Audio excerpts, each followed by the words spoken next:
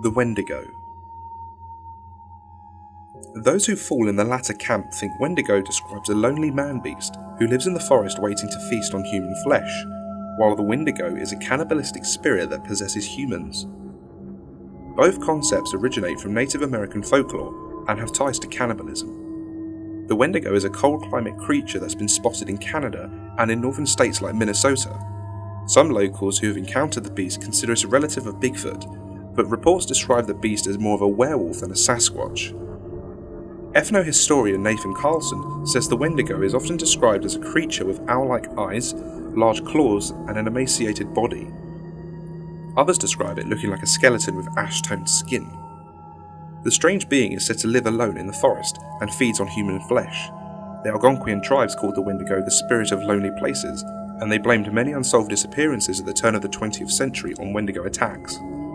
All cultures in which the Wendigo myth appeared shared the belief that human beings could turn into Wendigos if they ever resorted to cannibalism, or alternatively, became possessed by the demonic spirit of a Wendigo, often in a dream. Once transformed, a person would become violent and obsessed with eating human flesh.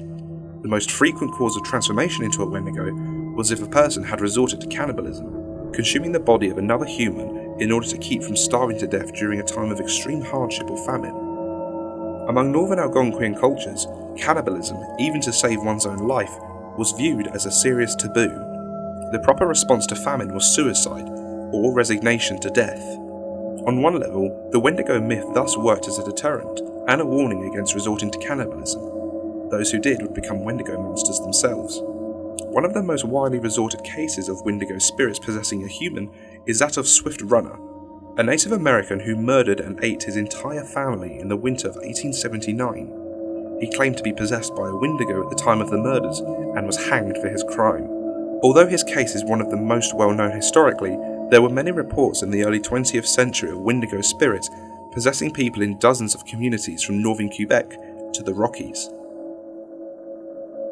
And that concludes the Wendigo. Thank you so much for being with me for this one today.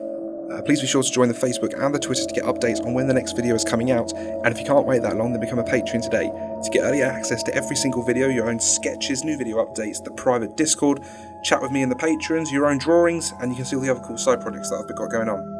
With thanks to Gabriel, Ethan, Eric, Kavamaram, Sugar Free Shanes, Andre Burksyy, and Jared.